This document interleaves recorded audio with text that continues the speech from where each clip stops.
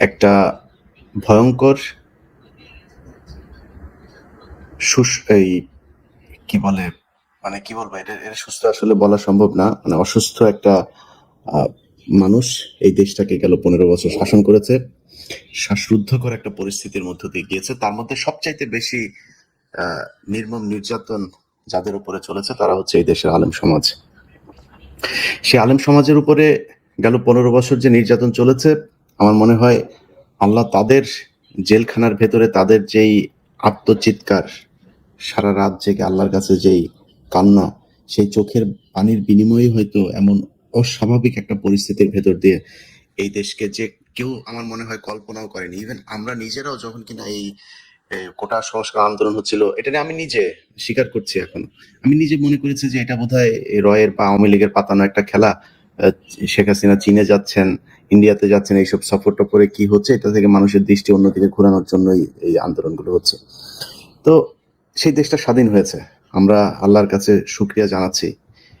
কিন্তু যে আলেম সমাজের উপরে বিশাল নির্যাতন চললো গেল 15 বছর ধরে, আজকে স্বাধীনতার 6 মাস পরে আমি আমি এই মুহূর্তে যে লাইভে এসছে, আমার সাথে বেশ কয়েকজন অতিথি আছেন, অত্যন্ত সম্মানিত অতিথি। তারা জানাবেন কারাগারের ভেতরে এখন পর্যন্ত কত হাজার মানুষ জেলখানায় আছেন, তাদেরকে জামিন দেওয়া হচ্ছে না, শুনানির তারিখ দেওয়া হচ্ছে না, নানান ধরনের টাল বাহানা করে তারপর তাদেরকে জেলখানায় আটকে রাখা হচ্ছে। তার সাথে নানা নির্যাতন তো আছে। এখনো পর্যন্ত সেই ছাত্রলীগের নিয়োগ দেয়া জেল সুপার থেকে শুরু করে বিভিন্ন জেলের কারারক্ষীদের মধ্যে অনেকে আছেন কৃত্রিমভাবে এই কারাগারে বন্দী, এদের উপরে নানান ধরনের নির্যাতন তারা চালিয়ে যাচ্ছেন। তো আমরা ওনাদের কাছ থেকে শুনবো, এবং সরকারের কাছে অনুরোধ থাকবে যে আজকে আমরা যে বিষয়টা নিয়ে কথা বলছি, এই বিষয়টা নিয়ে যেন আমাদের পরবর্তীতে আর কখনোই কথা বলতে না হয়। কারণ এদেশের আলেম সমাজ যদি মাঠে নামে তাদের আলেমদেরকে মুক্তি করার জন্য, এটা দিয়ে বহির্বিশ্ব আপনাদেরকে একটা অতি ইসলামিস্ট কালার দেওয়ার চেষ্টা করবে। বহির্বিশ্বে আওয়ামী লীগ সবসময় যেটা করে, এখনো পর্যন্ত আপনারা দেখেছেন যে সজীব ওয়াজেদ জয় সহ আওয়ামী লীগের যেসব ফেসবুক পেজগুলো আছে, তারা নানানভাবে আহ, নাটক সাজিয়ে পৃথিবীর কাছে বোঝানোর চেষ্টা করে যে এই দেশে নারীদের কোনো অধিকার নাই, এই দেশ পুরো তালেবানি একটা রাষ্ট্র হয়ে গিয়েছে, নানান ধরনের কথাবার্তা আপনারা এগুলো শুনেছেন। তো সেই সুযোগ আমরা কাউকে দিতে চাই না, কিন্তু সরকার যদি তাদেরকে বাধ্য করে, আমার মনে হয় তারা মাঠে নামতে বাধ্য হবে। কারণ 6 মাস একটা সময়ের, এই সরকারের সময় লাগার কথা না এই আলেমদেরকে বের করার জন্য। আমার মনে হয় এটা খুব দ্রুত কিভাবে করা যায় সেটার জন্য সরকার সিদ্ধান্ত নেবে। আমরা আলোচনায় যাচ্ছি, আলোচনায় প্রথমেই আমাদের খুব সত্য একজন আলেম বের হয়েছেন, আমরা তাকে দিয়েই শুরু করি। আমাদের পুরো আলোচনায় উপস্থিত আছেন অ্যাডভোকেট মোস্তফা নূর ভাই, যিনি বাংলাদেশ পরিবেশ ও মানবাধিকার সোসাইটির ভাইস চেয়ারম্যান। আছেন মাওলানা মোহাম্মদ মহিবুল্লাহ, যিনি 2 বছর জেল খেটে এই 2-3 দিন আগে যিনি বের হয়েছেন। আমার 32 নম্বরে যেদিন ভাঙচুর হয়, সেদিন এটা নিয়ে ওনাকে নিয়ে আসার কথা ছিল লাইভে, তো আমরা ওই ঘটনাটার কারণেই এই 3 দিন পিছিয়ে আজকে লাইভটা করছি। এছাড়া আমার সাথে আছেন জনাব মাওলানা জিহাদুল ইসলাম, দারুল উলুম মহিতুল ইসলাম মাদ্রাসা, যিনি মহাপরিচালক। যাই হোক, সরি, মহিউল ইসলাম। উম, আমি আমি সবাইকে শুভেচ্ছা জানাচ্ছি এবং আপনাদের সবার কাছে কৃতজ্ঞতা যে আপনারা আমাকে সময় দিতে সম্মত হয়েছেন। প্রথমেই যেভাবে বলছিলাম যে আমাদের মহিবুল্লাহ ভাইয়ের কাছে শুনে আসবো। মহিবুল্লাহ ভাই, আপনার এই যে বের হতে 6 মাস সময় লাগলো, এখানে সবচাইতে প্রতিবন্ধকতা তৈরি করেছিল কারা?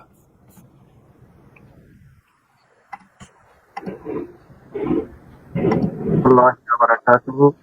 আহ, আহ, আমাদের সম্মানিত এবং প্রান্তীয়, শুধু আমার বা আমাদের নয়, বাংলাদেশের প্রায় সকল সাধারণ জনগণের শুধুমাত্র বেশিরভাগ এর কাছে হয়তো আতঙ্ক। আর বাকি সকলের প্রান্তীয় ইলিয়াস ভাই, আপনাকে আহ, অশেষ অশেষ অসংখ্য মুবারকবাদ এবং সেই সাথে কৃতজ্ঞতা জ্ঞাপন করছি আমাকে জাতির সামনে উপস্থিত হয়ে কিছু আহ, অবস্থা পরিস্থিতি বর্ণনা করার সুযোগ দান করার জন্য। আহ, আমি একটু আহ, আমার পরিচয়টা সংক্ষেপে দেওয়ার চেষ্টা করি। আমি আসলে একদমই অজপাড়া গাঁয়ের একজন আহ, সাধারণ মানুষ ছিলাম। আমার ফ্যামিলি ব্যাকগ্রাউন্ড সবাই প্রায় শিক্ষক, অত উচ্চ শিক্ষিত বা উচ্চ অফিসার বা রাজনীতির সাথে জড়িত এমন কেউই নেই। আমাদের আহ, পুরো এলাকাটাই এত পরিমাণ শিক্ষক যে আমাদের তরুণরা এটার নাম দিয়েছে মাস্টার পাড়া। আর আমার আহ, অধিকাংশ সময় আমার মনোযোগও ছিল এই শিক্ষা প্রতিষ্ঠান নিয়ে। কারণ আমার বিশ্বাস ছিল যে আহ, দেশ, রাষ্ট্র বা জনগণের আহ, সুষ্ঠু পরিচালনার জন্য, দেশের শান্তি ফিরিয়ে আনার জন্য যে জিনিসটা দরকার সেটা হচ্ছে দুর্নীতি মুক্ত মানুষ, একজন সৎ চরিত্রের মানুষ যার লোভ নেই, যার জনগণের নিঃস্বার্থ খেদমত করার আকাঙ্ক্ষা থাকে। এরকম লোকরাই যদি প্রশাসনে বা পরিচালনায় ব্যবস্থাপনায় থাকে তাহলেই সাধারণ মানুষ সুখে শান্তিতে থাকতে পারে। এজন্য আমি চেষ্টা করেছি আমার যতটুকু সম্ভব আমার আহ, অবস্থান থেকে যে কিভাবে একটা ছাত্র বা একটা ছাত্রীকে আদর্শবান এবং নির্লোভ এরকম গড়ে তোলা যায়। এজন্য আমি ভোরবেলায় বাড়ি থেকে বের হয়ে যেতাম, আমার বাচ্চারা ঘুমিয়ে থাকতো, আবার বাড়িতে যখন ফিরতাম বাচ্চারা ঘুমিয়ে থাকতো। আমার পরিবারের আমার নিজের সন্তানদের পিছনে আমার মেহনত করার সুযোগ কম হয়েছিল। আমি এখনো অবশ্য মনে করি যে দেশের সুষ্ঠু পরিচালনার জন্য, দেশে শান্তি ফিরিয়ে আনার জন্য, সাধারণ মানুষের অধিকার ফিরিয়ে আনার জন্য, দেশের স্বাধীনতা সার্বভৌমত্ব টিকিয়ে রাখার জন্য ঠিক আদর্শ মানুষই প্রয়োজন। আমার প্রতিষ্ঠানে আমি আহ, শুরুতেই আমরা এই আদর্শ রাষ্ট্র গড়ার শপথ নিয়ে আমাদের সকালটা শুরু হইতো এবং সারাদিন এর উপরই আমরা আমার প্রতিষ্ঠানের সহ অন্যান্য তরুণ এক ভাগ যে শিক্ষক মন্ডলী ছিলেন সবার প্রচেষ্টা, সম্মিলিত প্রচেষ্টা ছিল। তো এর মধ্যে আহ, হঠাৎ কিভাবে কি হয়ে গেল আমি জানি না। আমার জানা মতে আমি শুধুমাত্র আহ, ভারতের বিরুদ্ধে মাঝে মধ্যে কিছু আলোচনা হয়তো কোথাও করতাম, এর বাইরে আমার কোনো কিছু করার সুযোগ ছিল না। তো কোথা থেকে যে এই বিষয়টা হঠাৎ করে চলে আসলো এটা আমি জানি না। এর আমি আমার প্রতিষ্ঠানেই ছিলাম, সম্ভবত পঞ্চম পিরিয়ডে, পঞ্চম শ্রেণীর ইসলাম ও নৈতিক শিক্ষার ক্লাসে আমি ছিলাম। সেখান থেকে আমার প্রতিষ্ঠানেরই একজন অফিস কর্মকর্তা উনি আমাকে ডাকলেন যে যে স্যার আসছে অফিসে কথা বলেন আপনার সাথে। তো আমি বের হয়ে সেদিকে যাইতেছিলাম, এমন সময় দেখলাম একজন লোক উনি অফিস থেকে বের হয়ে আমার হাত ধরে বলতেছে ওদিকে আসেন। আমি গেলাম মাঠের এক সাইডে, সেখান থেকে আমাকে বলতেছে আর একটু ওইদিকে আসেন, গেটের দিকে নিয়ে গেল। তো আমি কিছু বুঝে ওঠার আগেই গেটের সামনে হঠাৎ করে একটা গাড়ি চলে আসলো, বড় কালো গ্লাসের সবুজ গাড়ি। তো গাড়ি এখানে বসে। তো আমি ওই সময় কিছু বুঝে উঠতে পারিনি এখন কি আমি চিল্লা পাল্লা করবো নাকি আমি উম, মাদ্রাসার ভিতরে নিয়ে আসার চেষ্টা করবো নাকি। এই কিছু বুঝে ওঠার আগেই আমাকে সেখানে আহ, আহ, দুই কাছে দুজন বসলো, সামনে লোক আছে। দেখলাম যে চারদিক থেকে 7-8 জন লোক একটা গাড়িটা ঘুরে গেল আর আহ, গাড়ি ছেড়ে দিল। তো এরপরে তারা আমাকে নিয়ে আমার বাড়িতেও গেল। আমার সাথে থাকা মোবাইল সেটা নিয়ে গেল। ওর বাসা থেকে আমার ওয়াইফের মোবাইলটা নিয়ে গেল। তারপরে বাসায় গিয়া পরবর্তীতে জানতে পারলাম যে বাসায় যারা ছিলেন তাদেরকে অনেক ভয় ভীতিও দেখাইছে। বাসায় আলমারি গুলো খুলছে এবং সেখানে তারা বাড়ির আশেপাশে আরো অনেক লোকজন নাকি ছিল। তো আমি তো গাড়ির ভিতরে ছিলাম, আমার চোখ বাঁধা ছিল, হাতে হ্যান্ডকাপ করা ছিল। আমি আর এখানে কি হচ্ছে আমি জানি না। আমাকে জিজ্ঞাসা করছিল আপনার ফোন আছে কিনা, আমি বলছি, "স্যার, আমার আর ফোন নেই।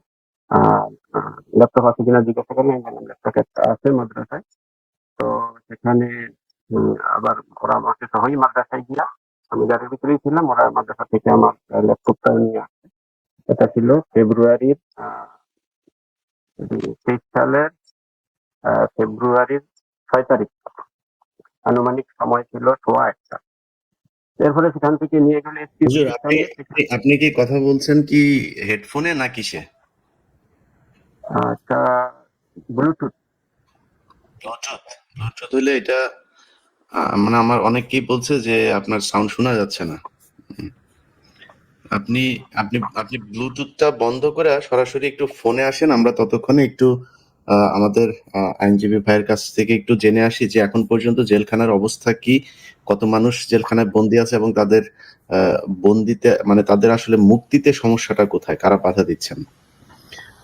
এম এন মোস্তফা ভাই, আমরা জি আপনার কাছ থেকে শুনে আসি। জি সম্মানিত ইলিয়াস ভাই, সংগ্রামী দেশবাসী, বিপ্লবী গণ জনগণতান্ত্রিক বাংলাদেশের নাগরিক বৃন্দ, আসসালামু আলাইকুম রহমতুল্লাহ।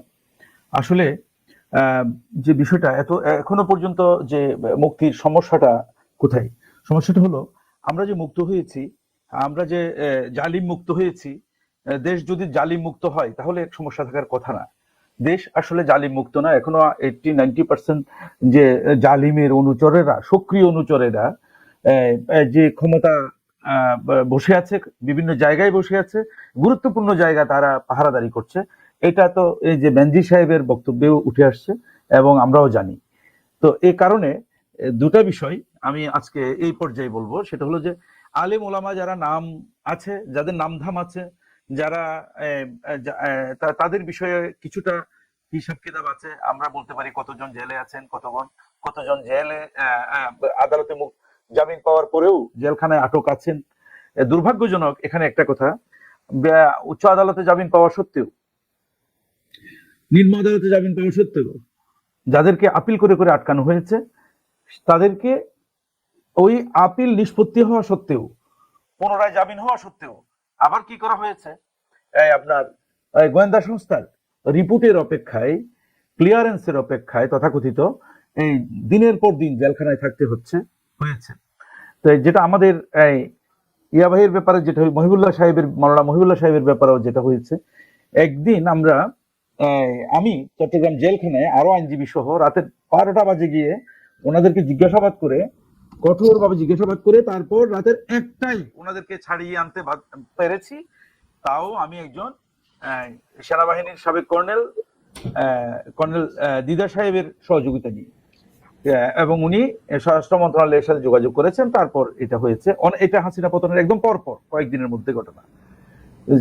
এরপর এখানে যেটা আলোচ্য বিষয় হতে পারে যে জামিনে মুক্ত হওয়ার পরেও জামিনে বের হতে গোয়েন্দা সংস্থার মর্জির উপর ভরসা করতে হয়, এটা চরম মানবাধিকার লঙ্ঘন। এটার মতো চরম মানবাধিকার লঙ্ঘনের বিষয় আর হতে পারে না। আর জালিমরা যেগুলো ঘটনা ঘটিয়েছে, আমি যেটা একটু করে বলছিলাম যে বড় বড় আলেম যারা আছেন, যারা কওমি আলেমরা আছেন, এমনিতে আমাদের আলিয়া লাইনের আলেমরা আছেন যারা ক্ষতিগ্রস্ত হয়েছেন মিথ্যা মামলায়, সাজানো নাটকে, তাদের যে হিসাব একটা আছে। কিন্তু সাধারণ লোককে, তরুণ যুব সমাজকে নামাজি কালামি দেখলে, অথবা দুর্বল ফ্যামিলির লোকজনকে ধরে ধরে গুম করে করে তাদের দাড়ি লম্বা করে তাদেরকে জঙ্গি তকমা দিয়ে, কিছুই জানে না তারা, এরকম করে করে যাদেরকে আটক করা হয়েছে, এদের সংখ্যা সহ আমি একটা খোঁজখবর নিয়েছি যে প্রায় তারা কোনো দলেরই সাপোর্টার না। তাদেরকে দিয়ে সাপোর্টাস তৈরি করার জন্য এই ফ্যাসিবাদী সরকার সাপোর্টাস তৈরি করার জন্য, ঘটনা তৈরি করার জন্য, যাদেরকে কেউ খুঁজবে না, এইরকম যাদের কম, ফ্যামিলির সামর্থ্য কম, দুর্বল, এই সমস্ত লোকদের সংখ্যা মিলাই টেলাই প্রায় 5,000 লোককে এখনো পর্যন্ত আটক রাখা হয়েছে বিভিন্ন পর্যায়ে। এবং এই মামলাগুলো একসাথে যদি প্রত্যাহার করা না হয়, একসাথে মামলা প্রত্যাহার করা না হয়, তাহলে এই ফ্যামিলিগুলো এই আইনি মোকাবেলা করার পন্থা জানা এবং মোকাবেলা করে বেরিয়ে আসা, এটা খুবই অসম্ভব ব্যাপার। জি লিয়াজ ভাই। জি ইসাক ভাই, আমরা আপনার কাছ থেকে একটু শুনে আসি, জেলখানায় এই মানে যে অবস্থা থেকে আপনারা বের হয়েছেন, আলেমরা যে অবস্থার মধ্যে ছিল, মানে আপনার কাছে কি মনে হয়েছে সবচাইতে বেশি প্রতিবন্ধকতা কারা তৈরি করেছে? আসসালামু আলাইকুম ওয়া রাহমাতুল্লাহি ওয়া বারাকাতুহু। আলহামদুলিল্লাহ, মহান আল্লাহ সুবহানাহু ওয়া তাআলার অশেষ শুকরিয়া জ্ঞাপন করছি। এর সাথে সাথে আমাদের প্রিয় সাংবাদিক ইলিয়াস ভাই, যিনি মাজলুমদের পক্ষে অনবরত কাজ করে যাচ্ছেন, আপনারও কৃতজ্ঞতা আদায় করছি। তো আমি 2018 সালের জুলাই মাসের 8 তারিখ আমাকে গ্রেপ্তার করে নিয়ে যাওয়া হয়েছিল আমার নিজের মাদ্রাসা মার্কাজুল কোরআন ওয়াল হিকমা, সিংহের মানিকগঞ্জ, এখান থেকে। এরপরে আমি একটা না প্রায় 33 মাস মানিকগঞ্জ কারাগার, কাশিমপুর হাই সিকিউরিটি এবং নারায়ণগঞ্জ কারাগার, এই 3টি কারাগারে মিলিয়ে প্রায় 33 মাস আমার জেল খাটতে হয়েছিল। তো এই বিস্তারিত বলতে গেলে অনেক লম্বা সময় লেগে যাবে। তো ইলিয়াস ভাই যেটি জিজ্ঞাসা করেছেন, তো আমার এই 33 মাসের সময়টিতে আমি দেখেছি যে সেই আওয়ামী লীগের সেই সময়টিতে বিগত 15 বছর যেই ফ্যাসিবাদী শক্তি ক্ষমতায় ছিল, এই সরকার এবং রাষ্ট্রের বিভিন্ন মাফিয়া, যেমন মিডিয়া মাফিয়া, মিডিয়ার মাধ্যমে কিছু ন্যারেটিভ তৈরি করা হতো, এর সাথে সম্পৃক্ত হতো কিছু দুর্নীতিবাজ সরকারি কর্মকর্তা, এবং তাদের সাথে জেলখানার জেলার সুপার এবং বিভিন্ন গোয়েন্দা সংস্থা এবং আদালতের বিভিন্ন পর্যায়ের লোকজন, অর্থাৎ এই রাষ্ট্রযন্ত্রের প্রত্যেকটা রন্ধ্রে রন্ধ্রেই এমন একটা সিস্টেম চালু করা হয়েছিল পারস্পরিক যোগ সাজসে, যে এখানে একজন ব্যক্তি যদি মাজলুম হয় এবং তার যদি আত্মীয় স্বজন খুব বড় লেভেলের কেউ প্রভাবশালী না থাকে এবং তার যদি পর্যাপ্ত পরিমাণে অঢেল টাকা পয়সা না থাকে, তাহলে তার জীবনটা একেবারে মানে অমানবিক হয়ে যায়। বিশেষ করে যাকেই একটা জঙ্গি সন্ত্রাস বিরোধী আইনের যে মামলা, এই একটা মামলা কাউকে দেয়া হলে এমনকি কোনো আদালতে এই মামলা লড়ার জন্য একজন আইনজীবী পর্যন্ত রাজি হয় না, এমন একটা কঠিন পরিস্থিতির মধ্যে দিয়ে আমরা পার করেছি। তো এর পরবর্তীতে এই মামলাগুলো অনেক কষ্ট করার পর, আমার মামলাটাই যদি আমি বলি, আমি গ্রেপ্তার হওয়ার পরে প্রায় 12 মাস পরে 1 বছর ম্যাজিস্ট্রেট কোর্ট, জজ কোর্টে অসংখ্যবার জামিন চাওয়া হয়েছে, নামঞ্জুর হয়েছে, হয়নি। 1 বছর পরে হাইকোর্টে কয়েকবার আবেদন করার পরে আমার জামিন মঞ্জুর হয়। তো এই হাইকোর্টে জামিন মঞ্জুর হওয়ার পরে যখন আমার এই জামিনের কাগজ আমার মানিকগঞ্জ কারাগারে আসে, তো এর ওই সময় আমাকে বলা হলো যে ছাড়া হবে, জেল গেটে নিয়ে যাওয়া হলো। কিন্তু যখনই আমার দেখলো যে এটা সন্ত্রাস বিরোধী হলো, তখনই আবার আমাকে ফিরিয়ে দেওয়া হলো এবং বলা হলো যে এই কাগজটা আবার যাচাই করতে হবে, অথচ সবকিছু ঠিক ছিল। তো এইভাবে 3 দিন পর্যন্ত সেখানে তারা সম্ভবত উপরে ফোন দিয়েছে সেই গোয়েন্দা সংস্থাদেরকে, তারা নাকি ছাড়তে মানা করেছে। কিন্তু একটা আদালতের কাগজ আসার পরেও, নাম ঠিকানা সব ঠিক থাকার পরেও সর্বোচ্চ 24 ঘন্টা তারা এটা যাচাই করার জন্য রাখতে পারে। কিন্তু সেখানে দেখা গেল যে 3 দিন পর্যন্ত আমাকে আটকে রাখা হয়েছে, আমাকে ছাড়া হয়নি। 3 দিন পরে আমাকে জানানো হলো যে এটা হাইকোর্ট থেকে এই মামলাটায় স্টে আদেশ এসেছে। যেমন কিছুদিন আগে যে মাওলানা মহিবুল্লাহ সাহেব, ওনার জন্য আমরা যেই আন্দোলন করেছিলাম কাশিমপুরে, যে একই অবস্থা, যে একটা মামলা একজন নিরপরাধ মানুষ 1 বছর জেল খাটার পরেও, 2 বছর জেল খাটার পরেও জামিন হলেই তখন জেল গেট থেকে, কিছু মামলা তো হাইকোর্টে বা উচ্চ আদালতের যেখানে গোয়েন্দা সংস্থার লোকজন থাকেন বা সরকারি কর্মকর্তা, তারা জানান যে এই মামলাটা জামিন হয়েছে, স্টে আবেদন করেন তারা। আবার কিছু ক্ষেত্রে দেখা যায় যে তারা প্রথমে এটা স্টে আবেদন করেন না, যেমন মহিবুল্লাহ সাহেবটাও হয়েছে, ওনার মামলা জামিন হয়েছে সম্ভবত 16 তারিখ জানুয়ারি মাসে, কিন্তু উনি 31 তারিখ শুক্রবার যখন ওনার জেল গেটে ওনার জামিন নামা গেল, এরপরে জেল গেট থেকে হাইকোর্টে তাদেরকে মানে গোয়েন্দা সংস্থাকে বলা হলো, তারপরে তারা আরো 2-3 দিন পরে তারা জামিন স্টে করার জন্য সেখানে প্রস্তুতি নেওয়া শুরু করলো।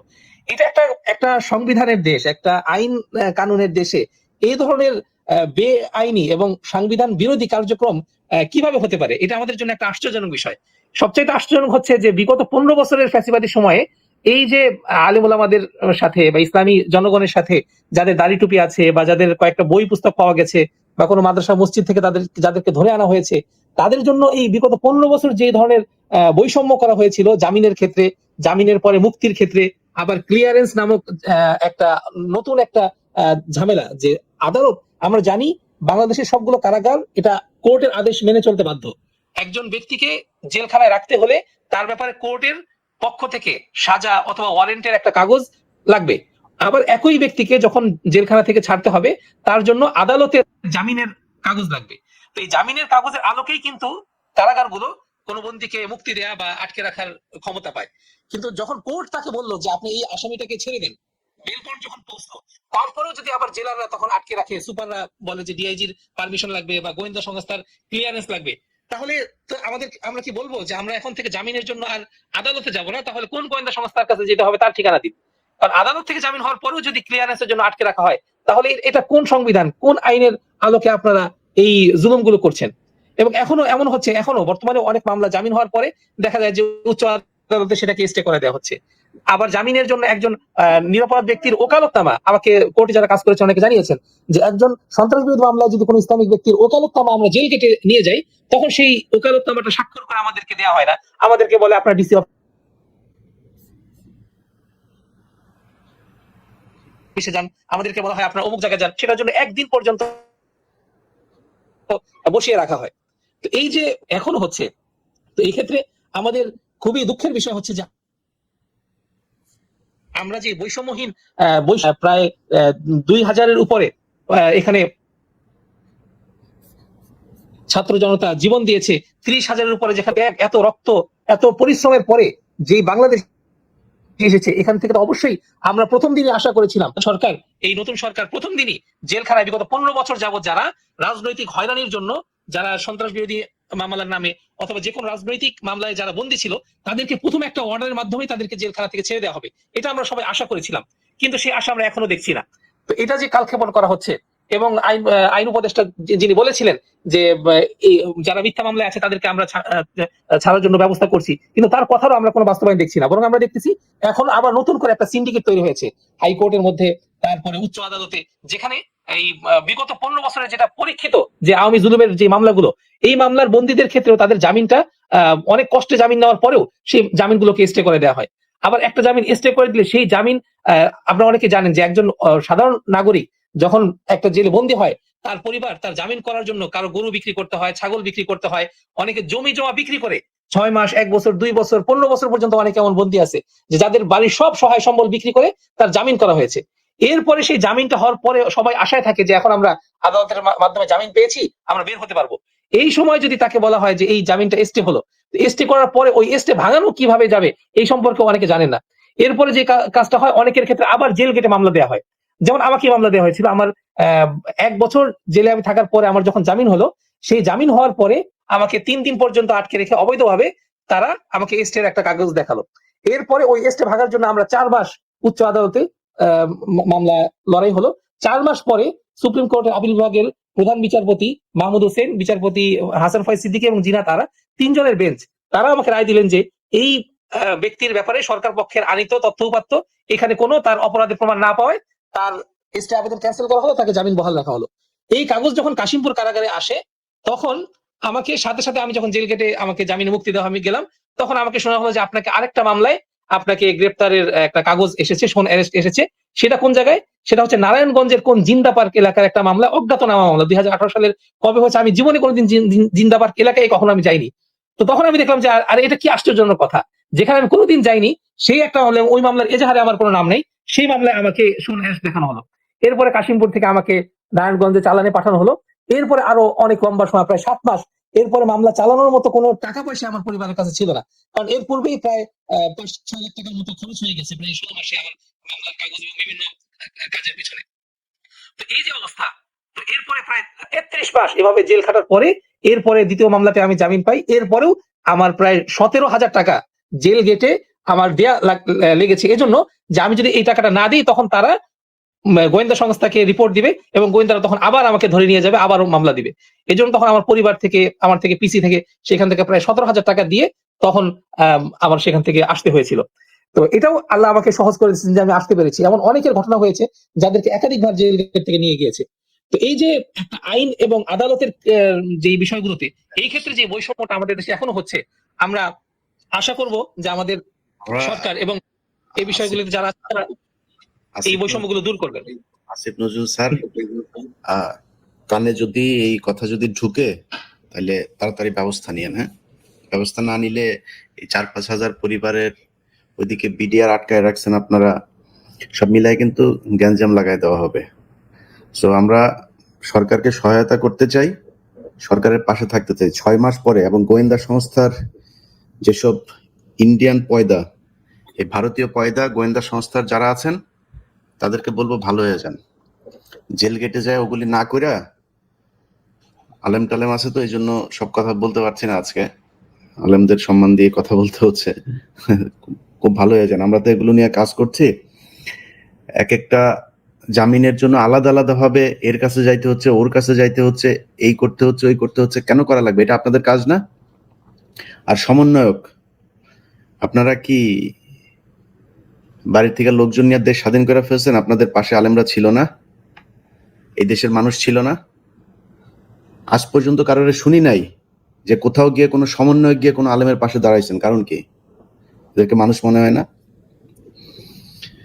আমরা এরপরে যদি এই বিষয়টা নিয়ে কথা বলতে হয় তাইলে দেশের পরিস্থিতি কি হবে সেটা নিয়ে চিন্তা করার দরকার নেই। আপনাদের খালি আপনারা লুটপাট করে খাবেন, আর যারা এতদিন শেখ হাসিনার সময় যেই মানুষজন কিনা এই শেখ হাসিনার বিরুদ্ধে কথাবার্তা বলেছে, বলার কারণে জেলখানায় গিয়েছে, আপনাদের এখানে উপদেষ্টা পরিষদের 2 জন দেখান, খালি ছাত্রদের 2 জন বাদ দিয়ে অন্য 2 জন দেখান যারা কিনা শেখ হাসিনার বিরুদ্ধে কথা বলেছে।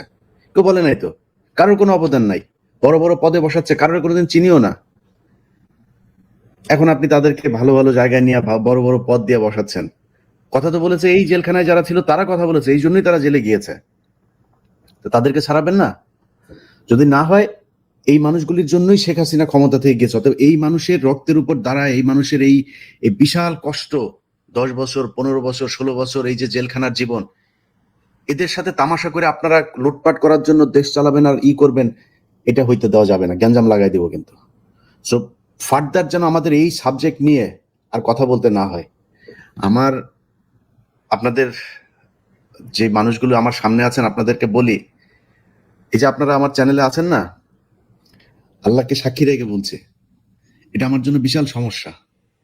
এই আপনাদের আর ইসলামের পক্ষে কথা বলার জন্য আমারে নিয়ে এখানে এমন কোনো বাজে অভিযোগ নাই আমার বিরুদ্ধে করা হয় নাই। আমাকে পুলিশ নিয়ে জিজ্ঞাসাবাদ করেছে এসব বিষয় নিয়ে, আমার এদের সাথে কি সম্পর্ক, আমি কি করি, কোন মসজিদে যাই, অনেক কিছু গিয়েছে। তো খালি আল্লাহর উপরে ভরসা করে এই আপনাদের নিয়ে কথা বলছি। এই ভিডিও মনে করেন নিয়ে দিবে বিভিন্ন জায়গায় যে এই যে এদেরকে নিয়ে সে মিটিং করে, এই সেই। তো আল্লাহ যদি নাকি আমাকে বিপদে ফেলে আমার কেউ বাঁচাইতে পারবে না, খালি ওই বিশ্বাস থেকে এগুলো করি। এগুলো নিয়ে সারাদিন পড়ে থাকতে পারবো না। কালকে একটা ফেসবুকে পোস্ট করেছিলাম, সেই পোস্টে খালি লিখেছিলাম যে অতি ইসলামিস্ট হয়েন না। এই যে মেয়েদেরকে ফুটবল খেলায় করতে দিয়েছে, সেখানে আমি কয়েকটা কমেন্ট পড়ছিলাম, সেখানে লিখছিল যে আমি আমি কাফের হয়ে গিয়েছি, মেয়েদের ফুটবল খেলার পক্ষে কথা বলে আমি জাহেল, আমার মতো এরকম মূর্খ, আমি কিচ্ছু বুঝি না। ভাই, আপনি এত হারাম হালালের চিন্তা করছেন? বাংলাদেশের মসজিদ আর মাদ্রাসাগুলো চলে? কোনোদিন কয়টা মাদ্রাসায় খোঁজ নিয়েছেন যে ভাই হালাল টাকা দিবেন, হারাম টাকা দিয়েন না? কোনোদিন খোঁজ নিয়েছেন নাকি? এটা আছে আপনার কোরআনে? এটা ইসলাম অ্যালাউ করে আপনাকে যে যেখান থেকে পান ওখান থেকে টাকা পয়সা নিয়ে খালি আপনি খাবেন? এটা বলেছে নাকি কোনোদিন? তো হারাম হালাল সব জায়গায় করেন না, দেশের পরিস্থিতি বুঝেন। তারা প্রতিটা ঘটনাকে বহির্বিশ্বের কাছে নিয়ে তারপরে দেখায় যে এই যে দেখো বাংলাদেশে ফুটবল খেলা। আরে ভাই, আপনি বাংলাদেশের শরিয়া আইন চান? যদি আপনি চান, আপনি যদি করতে পারেন করেন, সমস্যা নাই। আপনার কি মনে হয় নাকি আমি বিরুদ্ধে আপনার? কিন্তু পরিস্থিতি তো বোঝা লাগবে। দেশের বর্তমান অবস্থায় যে বিভিন্ন জায়গায় কালো পতাকা নিয়ে মাহফিল, তারপরে কোরআনের এই ওয়াজ মাহফিল টাফিল, এগুলোতে যারা কিনা আপনার পাশে যে এই কালো পতাকা লা ইলাহা ইল্লাল্লাহ মুহাম্মাদুর রাসূলুল্লাহ এগুলো লেখা দাঁড়ায় থাকবে, ওইটারে ধরে পিটাবেন। এটা বুঝবেন, এটা হচ্ছে রয়্যাল লোক, নাহলে আওয়ামী লীগের লোক, টাকা দিয়ে ওরা এখানে নিয়ে দাঁড় করানো হয়েছে। এগুলো ওরা ভিডিও করে ছবি তুলে তারপরে বিভিন্ন দেশে এগুলো পাঠাচ্ছে।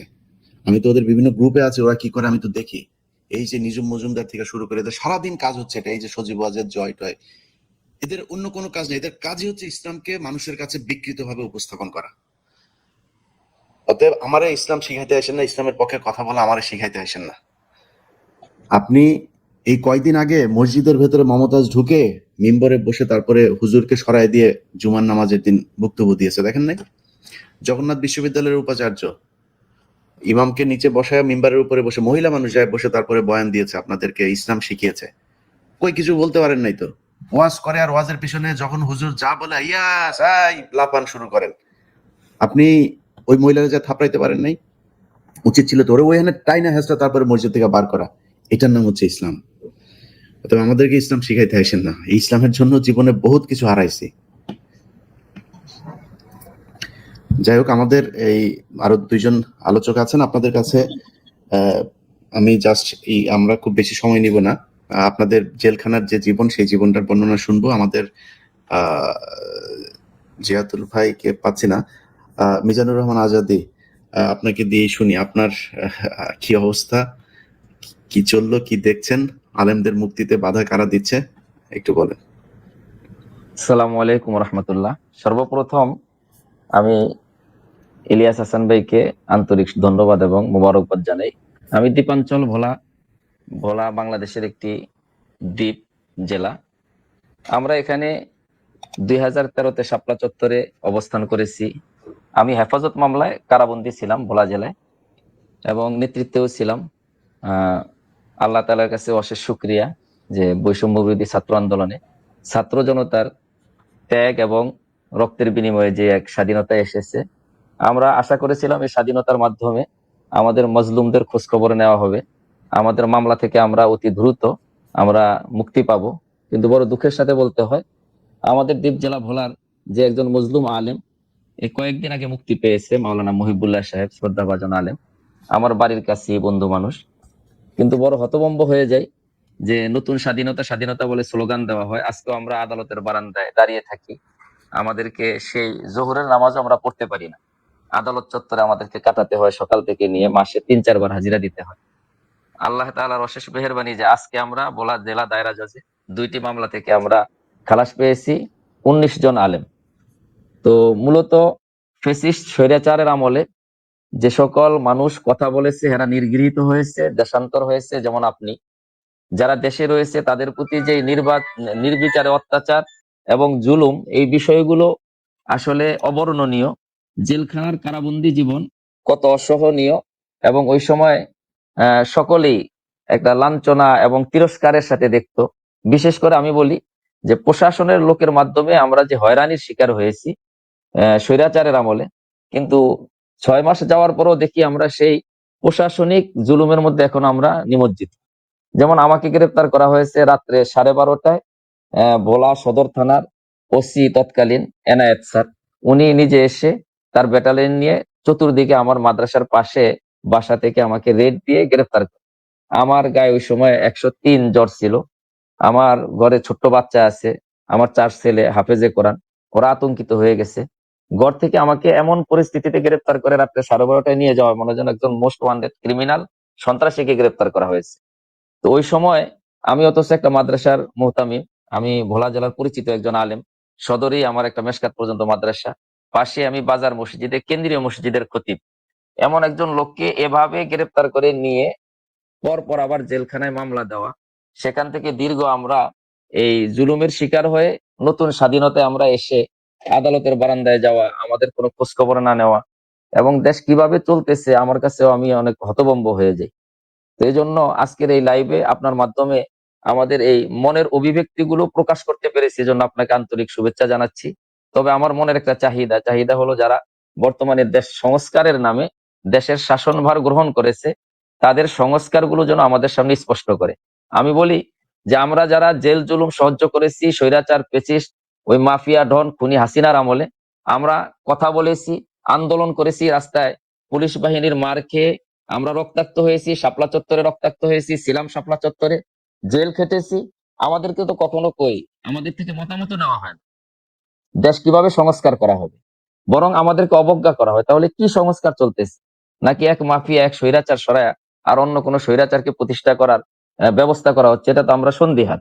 এজন্য আজকে আমরা মাজলুম আলেমদের পক্ষ থেকে, বিশেষ করে দ্বীপাঞ্চল ভোলার হেফাজতের আমি সিনিয়র যুগ্ম সাধারণ সম্পাদক এবং আমি হেফাজত ভোলা সদর উপজেলা শাখার সভাপতি, আমি মাজলুমদের পক্ষ থেকে আপনার মাধ্যমে আমি এই কথাগুলো, যেহেতু আমাদের উপদেষ্টা মন্ডলীর সকলের কাছে পৌঁছে, এই জন্য আমি দাবি করব যে অন্তত যারা জুলুমের শিকার স্বৈরাচারের আমলে হয়েছে তাদের মতামত নিয়ে দেশ সংস্কার সহ দেশের সামনের আগামী আমাদের বাংলাদেশ, যে দেশে জন্মগ্রহণ করেছি, যে দেশের সুখ শান্তি, এদেশের মানুষের মাঝে আমরা বৈষম্য বিহীন, বিশেষ করে বিদেশি আগ্রাসন, পার্শ্ববর্তী বন্ধু নামী কলঙ্ক, ভারতের আগ্রাসন রুখে আমরা মোদী বিরোধী আন্দোলনে আমি কিন্তু গ্রেপ্তার হয়েছি।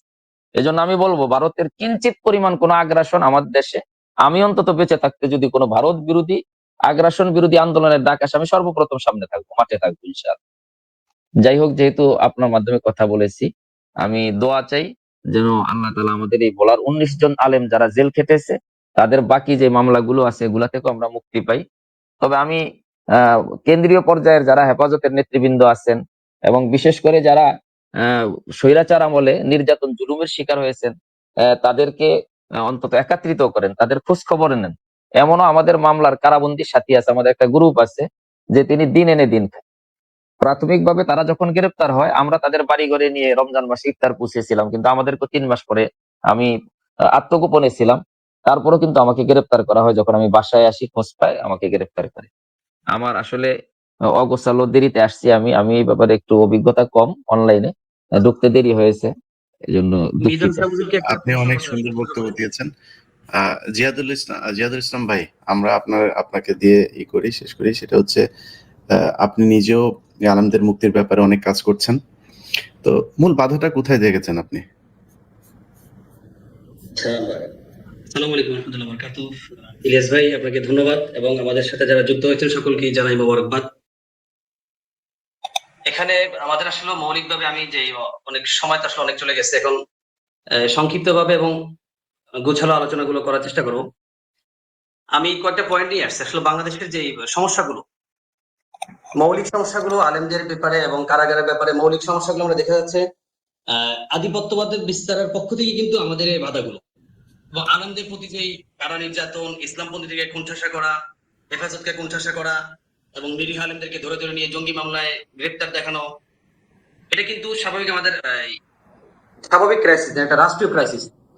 এবং এই রাষ্ট্রীয় ক্রাইসিসের মূল পয়েন্ট আমরা দেখতেছি, যেটা আমরা মূল ক্রাইসিস যেটা মনে করছি সেটা হলো বাংলাদেশের যারা আধিপত্যবাদ বিস্তারের জন্য কাজ করে, প্রথমত হলো এনজিও, দ্বিতীয়ত হলো ভিনদেশি গোয়েন্দা সংস্থাগুলো। এনজিও এবং গোয়েন্দা সংস্থাগুলো বাংলাদেশে এসে প্রথমত ভর করে বাংলাদেশের তথাকথিত সুশীল সমাজ কিংবা বুদ্ধিজীবী তাদের উপরে। এই তথাকথিত সুশীল সমাজ বুদ্ধিজীবী তারা কি করে বাংলাদেশের আমলাদের উপরে, বাংলাদেশের রাজনীতিবিদদের উপরে, এমনি স্বাভাবিক ব্যবসায়ীদের উপরে, তাদের উপরে গিয়ে তারা ভর করে। যখন স্বাভাবিক আমাদের বাংলাদেশের যারা আমলাতে যোগ দেয়, যাদেরকে আমরা গোয়েন্দা বাহিনী বলি, কিছুদিন আগে যে মহিবুল্লাহ সাহুদের ব্যাপারে যে বিষয়টা হলো, ডিজিএফ এর যে সমস্যাটা, এই ডিজিএফ এর সমস্যাটা, এই ডিজিএফ গুলো কারা, এই এনএসএ যারা সমস্যা করতেছে এরা কারা? নাকি রাষ্ট্রীয় মদদে আমাদেরকে করতেছে, নাকি ভিনদেশি এজেন্ডা বাস্তবায়ন করার জন্য এদেরকে হয়রানি করতেছে? এটা একটু বুঝতে হবে।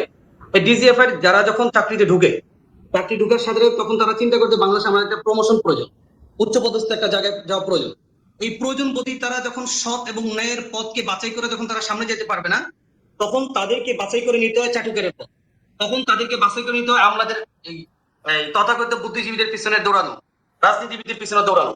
এর বুদ্ধিজীবী এবং রাজনীতিবিদরা এই সমস্ত গোয়েন্দা সংস্থার বাহিনীদেরকে টাকা পয়সাকে এরকম পেট ভরে করে, এরকম ভাবে তাদেরকে ভারী করে, তখন ওই সমস্ত আধিপত্যবাদ বিস্তারে যে সমস্ত এনজিও সংস্থা এবং গোয়েন্দা সংস্থা যারা বহির্বিশ্বের এখানে বাস করে, তাদের কথা স্যার ওই সমস্ত ডিজিএফআইরা কোনো ভাইকে ক্লিয়ারেন্স দিচ্ছে না এবং কোনো আলেমদেরকে ক্লিয়ারেন্স দিচ্ছে না। আমরা দেখেছি 5 আগস্টের গণঅভ্যুত্থানের পরে বাংলাদেশের বিভিন্ন রাজনৈতিক দলগুলো, বিএনপি বলি, জামাত বলি, প্রত্যেকটা রাজনৈতিক দল তাদের রাজনৈতিক অবস্থান পরিচালনার জন্য তাদের সমস্ত কর্মীদেরকে তারা বাহির করে নিয়ে গেছে। কোনো প্রকার ক্লিয়ারেন্স প্রয়োজন হয় নাই, মামলা নিয়ে কোনো হয়রানি হয় নাই, টাকা পয়সারও প্রয়োজন হয় নাই।